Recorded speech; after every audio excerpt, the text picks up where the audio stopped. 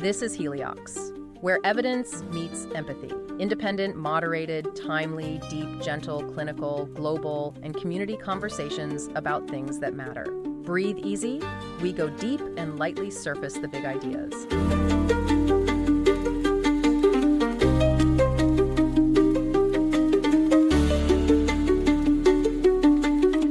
Okay, let's just dive right in. We've all been there, right? You're staring at some form, maybe for a retirement plan, or you're trying to figure out a health insurance deductible. Oh, absolutely. Or even just, trying to pick the fastest line at the supermarket. Exactly. Yeah. And you tell yourself you're making this perfectly rational choice, that it's all about free will, and you've weighed all the options. Right, that you're in complete control. But the uncomfortable truth is that we're constantly being guided. Yeah, guided by these sort of invisible hands that are shaping the very moment we make a decision. Sometimes for our own good, but not always. And that, in a nutshell, is the huge idea we're getting into today. Choice architecture. It's this really revolutionary concept that the environment, the whole context where you make a decision, is never neutral. And the person who designs that context, the choice architect, they have this immense power to influence our health, our wealth, our happiness. A power that a lot of the time we don't even recognize is there. And the architects who really brought this idea out of the academic ivory tower and into global policy are the two guys we're focusing on today. Cass Sunstein and Richard H. Thaler. Right. Sunstein is the Robert Walmsley University professor at Harvard Law School. I mean, his work covers just about every area of social thought you can imagine. And Thaler, his collaborator, is a Nobel laureate in economics. And their book, Nudge, which is our main source, it basically gave the world the vocabulary and the practical tools to use behavioral science. It was like a roadmap for governments and companies to solve these huge, intractable problems. Things like low retirement savings, or poor diet choices, or energy consumption, all without having to resort to, big expensive taxes or heavy-handed laws. And the book landed at the perfect time, didn't it? Right in the mid-2000s, when governments everywhere were really struggling with these massive societal issues. It was an immediate political hit. And what was so surprising is how it just completely crossed the ideological divide. Yeah, that's one of the most fascinating parts of its early life. You had figures from the left and the right embracing it at the same time. In the U.S., you had President Barack Obama, a Democrat. And in the U.K., Prime Minister David Cameron, a conservative. Exactly. And they both cited the book as an inspiration. They both set up these dedicated government teams, people started calling them nudge units, to apply these behavioral insights to policy. It showed this kind of nonpartisan appeal of just making government work better. But it wasn't all smooth sailing. That popular success came with some immediate friction, didn't it? Oh, not at all. We have to be clear about that. Early on, there was significant pushback. So this wasn't seen as a panacea by everyone? No. Critics jumped on it pretty quickly. They argued that these were often, short-term, politically motivated initiatives. Just designed to get a quick win. Right. And not necessarily based on good evidence for long-term behavior change. There were some real worries that governments were just using behavioral tricks instead of, tackling the fundamental structural problems. That's a crucial point, and we have to report that critique impartially. That tension between a quick behavioral fix and a lasting policy solution is still a core debate today. For sure. But regardless of that criticism, the idea itself proved incredibly sticky. It just spread globally to the World Health Organization, the UN, governments from Australia to Germany. So our mission today is to trace the deep intellectual journey of these ideas. We're looking at the original book and the more recent final edition from 2021. And we're going to unpack not just the famous nudges, but also the core psychological machinery, like how our brains actually make decisions. And we'll see how the whole framework has evolved to tackle new ideas, including its dark twin, sludge. Right. So let's start with the foundation, with one of the architects, Cass Sunstein. The power of nudge really comes from the psychology, but I think the depth comes from Sunstein's career. I agree. He spent decades tackling these massive systemic, legal, and social questions, and there's this thread that ties all his ideas together. What is that, do you think? It's this systematic focus on how the state structures our reality, which, when you think about it, is exactly what choice architecture is all about. That's a perfect way to put it. His work before and alongside Nudge shows this relentless focus on the underlying systems. He doesn't just analyze laws, he wants to rewrite the operating system of society. Take his work on the First Amendment. He wasn't just talking about free speech in the abstract. He was worried about the architecture of information. Right. He was deeply concerned about what happens when like-minded people speak or listen mostly to one another. I mean, that sounds terrifyingly relevant today with our social media echo chambers and filter bubbles. And he was writing about this decades ago. He saw the danger of group polarization, this idea that when a group of people only talk to each other, they tend to move to more extreme positions. Long before the technology made it a daily reality for billions of us. Exactly. So that worry about the architecture of public discourse really set the stage for his later work on the architecture of choice. And that same kind of thinking, that focus on system structure, led him to something even more radical, his critique of the government's role in marriage. Oh, that definitely made headlines at the time. His proposal was pretty provocative. He argued that the government should just stop recognizing marriage altogether. The word marriage should be removed from the law. In its place, the state would only offer a civil union, basically a domestic partnership agreement that would be available to any two people. His goal was to get the state out of the business of endorsing one kind of relationship over another. Precisely. And this wasn't just some academic thought experiment.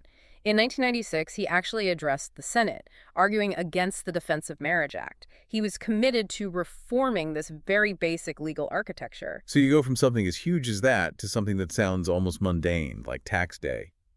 But he finds profound architecture there, too. Yeah, his argument to celebrate tax day is a fantastic thought exercise. He basically says, look, without government, without police, courts, insured banks, you have no liberty or property. So taxes aren't this punitive thing being taken from you. No, they're the necessary condition for your freedom. It's a powerful reframing, a nudge in itself, really, towards seeing taxes as a civic investment. But then we get to what is probably the most controversial application of this kind of thinking. The 2008 paper he co-authored on conspiracy theories. Right. This is where the academic idea of information cascades, how people adopt beliefs based on what others are doing, collided with national security. And the paper was about the risk from conspiracy theories that were hostile to government anti-terrorism policies. And how to counter that rapid spread of misinformation. The specific suggestion that became a flashpoint was what they called cognitive infiltration of extremist groups. So what did that actually mean? They proposed that government agents could, say, enter chat rooms, online social networks, or even real space groups, and try to undermine these theories by raising doubts. Yeah. It showed a really acute awareness that the information environment itself is a choice architecture that can be influenced. And it sparked this huge, necessary debate about the government's role in public belief. It really just underscores his whole approach. He takes an established concept, free speech, marriage, taxes, and looks at how to reformulate it based on how people actually behave, not how laws assume they'll behave. Which is the perfect mindset to have when you're collaborating with a behavioral economist like Richard Thaler. And we had to share one last story before we move on. The story behind the revised edition, Nudge. The final edition. Oh, this is great. It's the perfect real-world example of one of their own concepts. So despite the book's massive success, they were really reluctant to revise it. Thaler admits he's famously lazy, and Sunstein could have just written a whole new book in that time. And they only did it when the contracts for the paperback editions expired, which forced them to act. It's a perfect demonstration of the status quo bias, the very bias they dissect in the book, affecting the architects themselves. The ultimate proof that the architects are still human. Exactly. They're subject to the same inertia they're trying to help the rest of us overcome.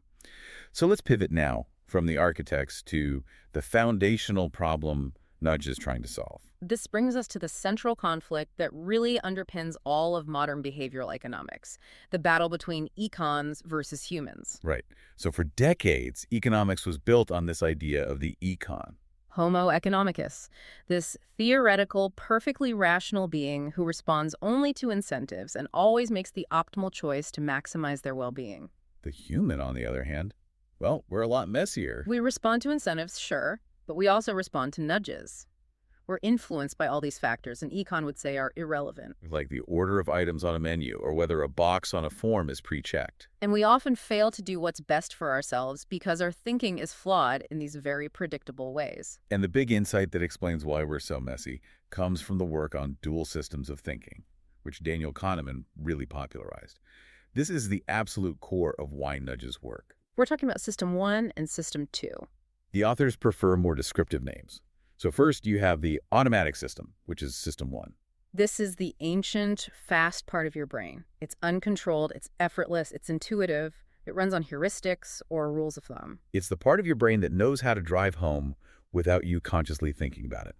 Or the part that yells, duck, when a ball flies at your head. Right. It's impulsive, it's fast. The authors use the analogy of Homer Simpson. Ha, yes. Quick to react, always hungry, and definitely not checking the math. Then you have the reflective system, or system 2. This is the part we think of as being smart. It's controlled, effortful, slow, deductive, and logical. It's what you use to solve a complex math problem or fill out your tax forms. So if system 1 is Homer Simpson, system 2 is Mr. Spock from Star Trek. Cold, hard logic, but it takes a lot of time and energy. And that's the tension. System 1 generates these fast, easy, intuitive answers. And system 2 has to spend energy to step in and say, wait a minute, and correct the mistake. And most of the time, System 2 is just too lazy or too busy. And that's where we blunder. There's a great test for this, the blunder test, from Shane Frederick, that perfectly shows how the automatic system makes these predictable errors. Okay, let's try one. I'm ready to be the human. All right. A bat and a ball cost $1.10 in total. The bat costs $1 more than the ball. How much does the ball cost? Okay, my brain is screaming 10 cents.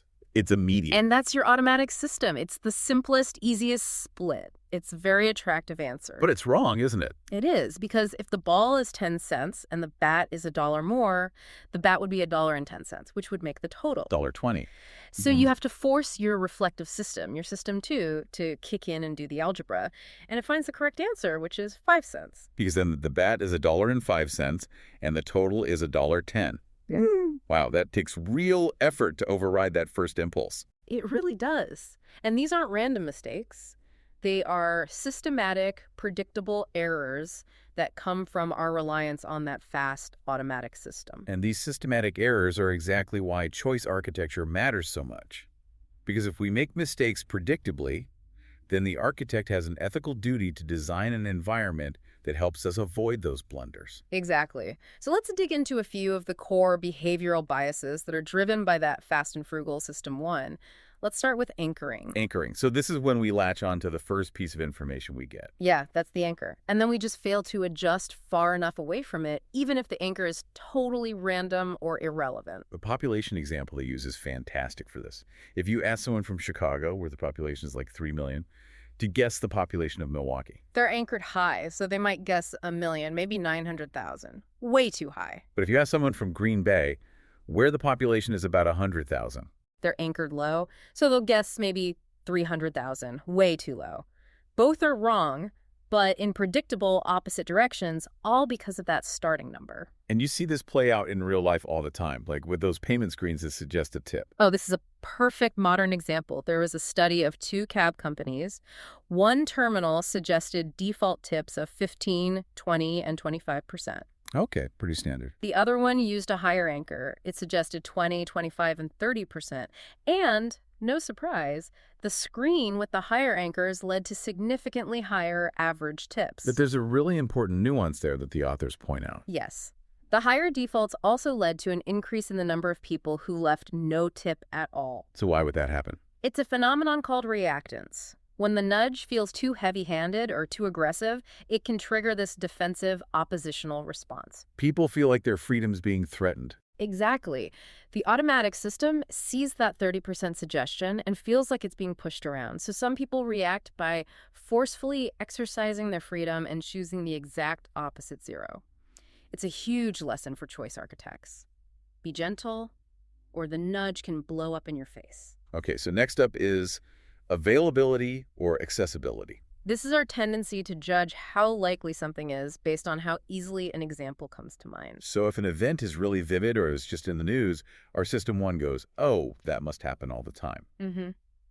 We overestimate the risk of things like plane crashes or terrorist attacks because they're emotionally charged and easy to recall. And we underestimate the risks that are less dramatic, like asthma attacks or strokes, even though they happen far more often. You see this play out perfectly in the insurance market. The book notes that right after a big flood, everyone is scared, the memory is vivid. And sales of flood insurance go through the roof. Exactly. But as that memory fades, inertia kicks in and the purchasing rate just drops off. The lack of a recent scary anchor actually nudges people away from being prudent.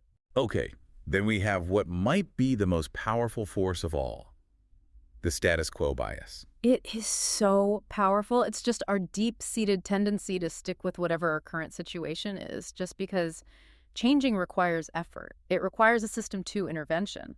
And this brings us back to that fantastic and slightly embarrassing story about Cass Sunstein himself. Yes, the ultimate proof that even the experts aren't immune. He was paying for magazines he hated for over a decade. It's such a classic example. He signed up for these free 3-month trials through American Express.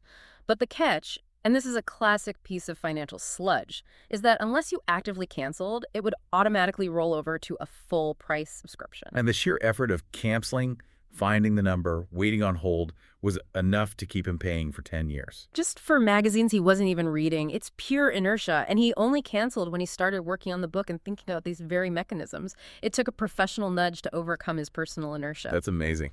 Okay, finally, let's talk about framing effects. This is all about presentation.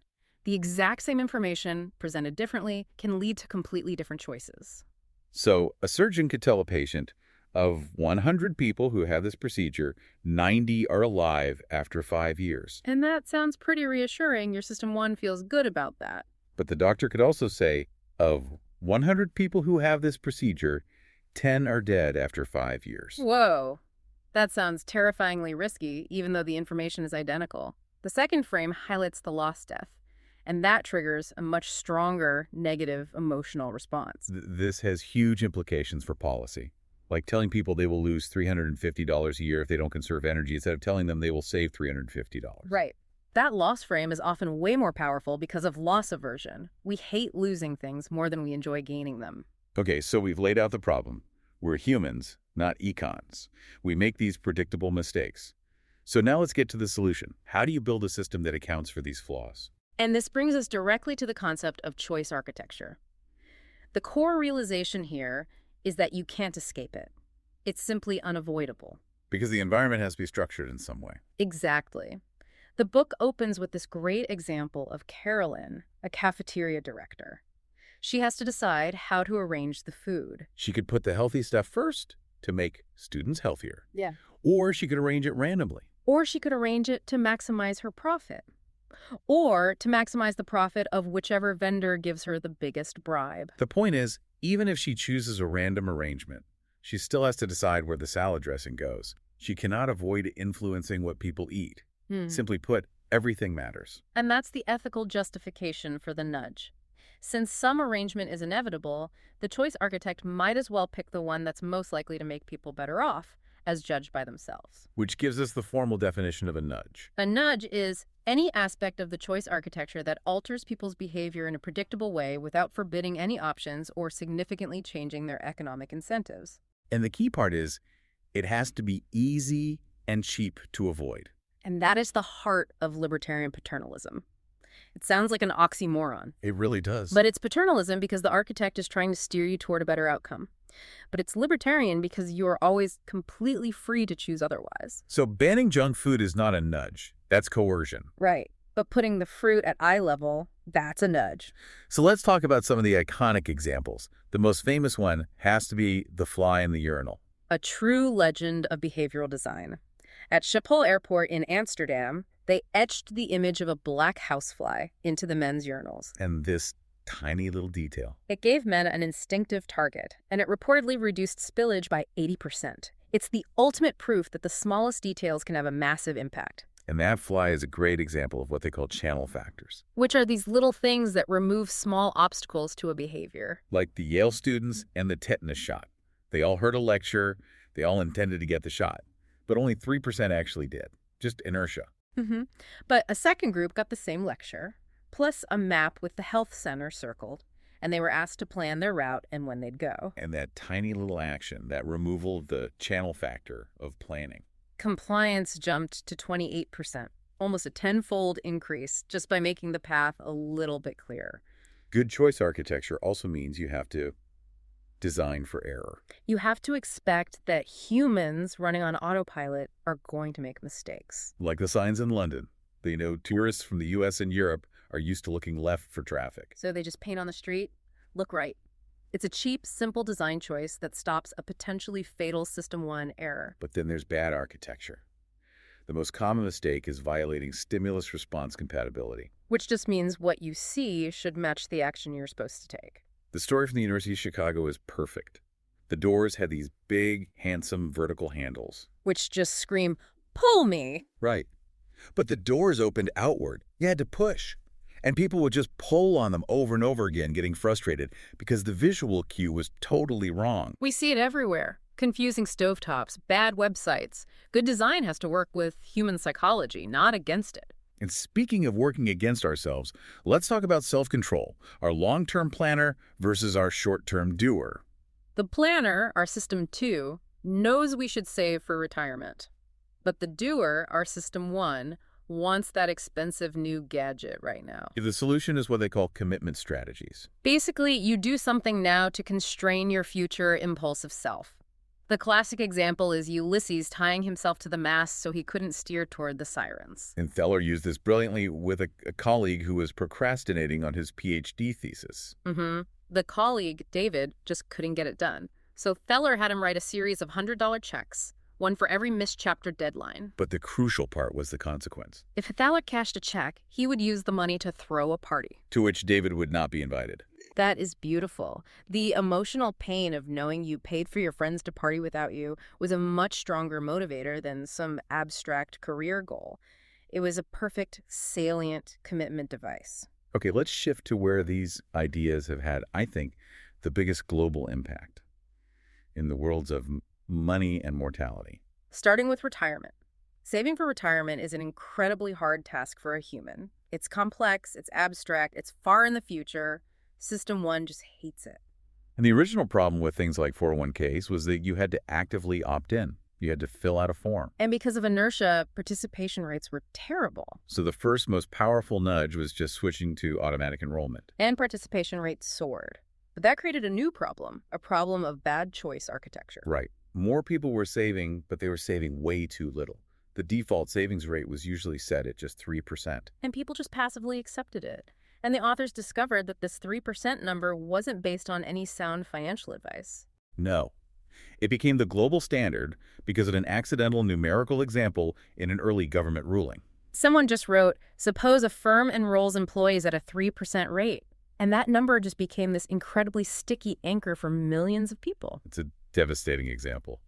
But it led to the elegant solution from Thaler and Shlomo Benartzi, the Save More Tomorrow program, or SMART. SMART is just a masterclass in applying all these psychological principles. It has 3 key parts. First, it deals with our present bias, our desire for now over later, by having the savings increases start at a future date. It's the St. Augustine prayer. God, give me chastity, but not yet. We're always willing to be virtuous tomorrow. Second, to overcome loss aversion, the savings increases are tied to pay raises. So your take-home pay never actually goes down. You just save a portion of the increase. You never feel the pain of a loss. And third, it uses inertia. Once you're in, the automatic increases become the new default, and you just stick with it. In the original study, people stayed in for 4 straight raises, often until they hit the maximum contribution limit. It's just an incredibly powerful combination. And you see the power of these defaults in other countries, too, like with the Swedish premium pension plan. Yeah, Sweden went the other way. They encouraged active choice. They offered people 900 different investment funds to choose from. But they wisely had a very good, low-cost default fund for everyone who didn't choose.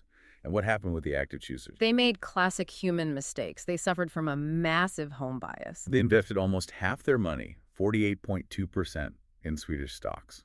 Even though Sweden is only about 1% of the world economy, it makes no financial sense, but it feels safe and familiar to System 1. And they paid way higher fees than the people in the default fund.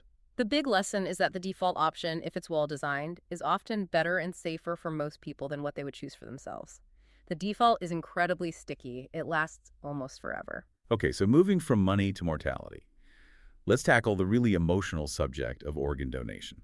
There's that famous graph that shows countries with opt-out systems where you're presumed to be a donor unless you say otherwise have massively higher donation rates. So the default seems to be everything. But the authors make a really crucial, nuanced point here. They do not support presumed consent. Right, and it's because in practice, it's not a hard rule. Even in those opt-out countries, they almost always still consult the family. So if the person just forgot to opt out, their preference is seen as ambiguous, and the family's wishes can override it. Exactly. So the authors argue that the better nudge is prompted choice. So you ask people to make an explicit choice at a key moment, like when they're renewing their driver's license. It removes the ambiguity. And the evidence is that the U.S., which uses prompted choice, actually has one of the highest donation rates in the world. And again, you have the risk of reactance. If you tell Americans the government presumes consent, a lot of them will actively opt out just despite the government. Okay, one more financial blunder before we move on. Insurance. The authors say the rule of thumb should be always choose the highest deductible you can comfortably afford. Because you should self-insure for small risks. But people have this powerful deductible aversion. They choose low deductibles, paying higher premiums every year, just to avoid the potential pain of paying out of pocket. And in one company they studied, this led to a situation where some of the low deductible plans were actually dominated by the high deductible plans. Dominated. That's a really strong economic term. What does that mean in practice? It means the low deductible plan was literally more expensive for the employee no matter what happened. Let's say it costs you $500 more a year in premiums just to have a lower deductible. Okay. Even if you have a medical event and have to pay that deductible, you're still worse off than if you'd just taken the cheaper plan and paid the claim yourself. You are paying hundreds of dollars for literally nothing just to soothe that System 1 fear of an immediate out-of-pocket cost. That is a perfect example of System 1 fear just completely overriding a System 2 calculation. So as this world of choice architecture grew, the authors realized they needed a name for the negative side of it. They needed a word for intentional friction. And in the new edition, they introduced a really powerful concept, sludge. Sludge is any aspect of choice architecture consisting of friction that makes it harder for people to obtain an outcome that will make them better off. It is the dark twin of the nudge. Its complex forms, its bureaucratic red tape, it's impossible to cancel subscriptions. And the private sector is full of this kind of intentional sludge. The authors talk about the unsubscribe trap. Oh, we've all been there. It takes 2 clicks to sign up for a service online. But to cancel, you have to call an office in another country during their business hours and give 14 days notice. That asymmetry is totally intentional. It's sludge designed to profit from your inertia. We see it with gyms, cable companies. It's basically a form of price discrimination. They're charging the highest prices to their most inert customers. But the flip side of this is the immense power of sludge reduction. Just removing friction can be an incredibly powerful intervention. There's this fantastic experiment with high-achieving, low-income students in Michigan. The goal was to get more of them to apply to the University of Michigan. And they knew these students were often put off by the complex, scary financial aid forms. That was the sludge. So for one group of students, they just removed the sludge. They sent them a letter guaranteeing them financial aid up front so they wouldn't have to fill out the forms. And the result was incredible. The application rate for the control group, who still had to deal with the sludge, was 26%. For the group with the sludge removed, it jumped to 68%. All without changing the actual financial incentive. They just removed the friction, the administrative burden. Which brings us to tax sludge. The U.S. tax code is a world champion of sludge. Form 1040 had 108 pages of instructions in 2019. Americans spend, on average, 13 hours and $200 a year just to file their taxes. Compare that to a country like Sweden, where 80% of people file in minutes on their phone for free. Because the government already has all the information. Adopting a pre-filled tax return system would be one of the single biggest sludge reduction policies imaginable. So if sludge is the problem with complex processes, what's the solution for complex choices? Like picking a cell phone plan out of hundreds of options. The answer is smart disclosure. Which is all about the timely release of complex data in a standardized, machine-readable format. And a key part of this is making sure the metrics themselves are easy for humans to understand. The example of fuel economy is perfect. Right. In the U.S., we use miles per gallon, MPG. But our brains don't process it correctly because the gains aren't linear. Going from 18 to 28 milligrams saves you way more gas than going from 34 to 50 milligram, even though the second jump looks bigger. Our brains just can't do that math intuitively. The European metric, liters per 100 kilometers, is actually better because it is linear. Smart disclosure means using the metric that a human can actually understand. And the ultimate goal of all this is to power choice engines. Like the travel sites we use to book flights, but for everything. For energy, insurance, banking. Which leads to their boldest proposal in this area, that we, as consumers, should own our own usage data. You should own your Netflix history, your phone data history, your banking history. Why? So that you can give it to a third-party choice engine that can analyze it and give you a personalized recommendation for a better, cheaper plan without you having to do all the work. It's the ultimate anti-sludge nudge. It gives our reflective system a powerful tool to fight back. So beyond money and health, there are these incredibly powerful social nudges. We are all fundamentally influenced by what we think other people are doing. And just informing people about the actual social norms can be a huge nudge, like telling taxpayers in Minnesota that more than 90% of their neighbors pay their taxes in full. And that simple piece of information made people less likely to cheat, because it corrected their misperception that everybody was cheating. The UK's Behavioral Insights team used this brilliantly.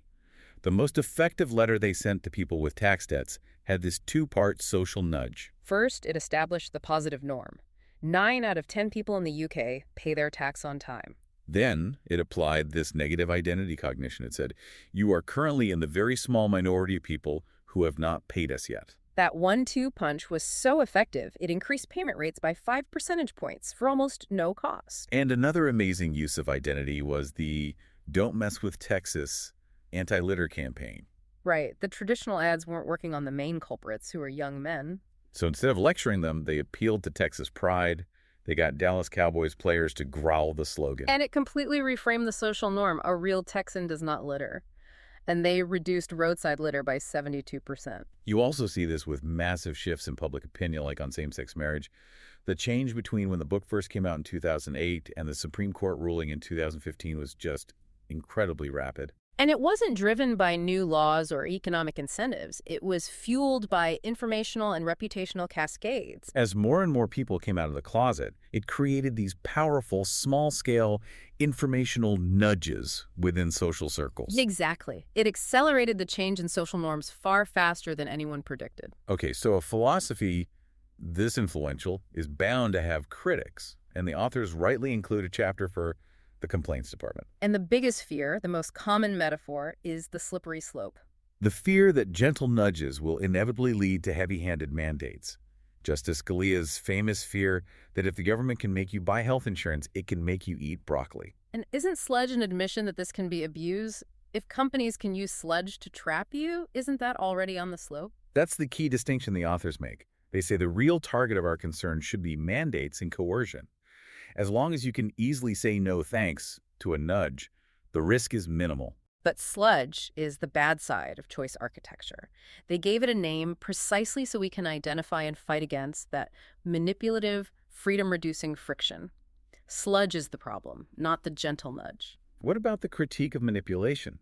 That nudges only work because you don't know you're being nudged. The authors argue that most good nudges aren't manipulative. Things like reminders or calorie counts are just helping your system to achieve its own goals.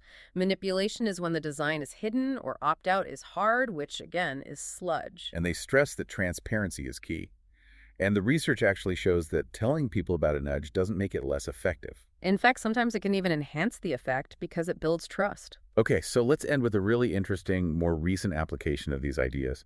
It's almost an inversion of the whole theory, applying choice architecture to heritage management. Right. So we usually think of heritage as this passive thing, old buildings, museum artifacts. But this new research paper looks at the historic environment itself as a form of choice architecture that is actively influencing us. So heritage becomes a verb, something that is done, not just a product. It's a really interesting parallel to nudge as a verb. And instead of using nudges to change visitor behavior, the paper uses nudge theory as an explanatory tool to decode how heritage is already affecting society, often unintentionally. For example, it analyzes how the way artifacts are arranged in a museum, the choice architecture of the display shapes social norms, and our interpretation of the past. It helps explain why the public might draw unexpected conclusions, all because of how the curator structured the experience for their System 1. We've covered a huge amount of ground today, from the intellectual journey of Sunstein and Thaler to the nuts and bolts of our own psychological flaws. And I think if there's one core takeaway, it's that libertarian paternalism is not an oxymoron. It's a framework that lets us respect freedom of choice, while also acknowledging that, as humans, we often fail to choose what's in our own best interest. And by making it easier to do the right thing with low-cost nudges, and by removing friction with sludge reduction, we can improve human welfare as judged by the people themselves. And the widespread adoption of these ideas across the political spectrum, all over the world, really proves their utility. Which brings us all the way back to that extreme stickiness of our choices. Those defaults we picked years ago, that 3% savings rate, that low deductible insurance plan, they can last almost forever because of inertia. So if inertia is that powerful, what's the ultimate tool for a benevolent choice architect? How often should we be forced to do a mandatory reboot? A restart. Something that forces us to actively re-examine those old choices before inertia locks us into a suboptimal future. The authors even suggest this for investment plans. Periodically force people to re-choose without reminding them of their current holdings, so it's a genuine, reflective choice. The default is the king of the status quo.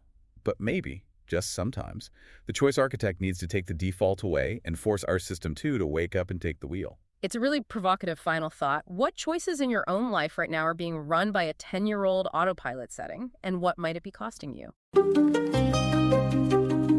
Thanks for listening today. 4 recurring narratives underlie every episode: boundary dissolution, adaptive complexity, embodied knowledge, and quantum-like uncertainty. These aren't just philosophical musings, but frameworks for understanding our modern world.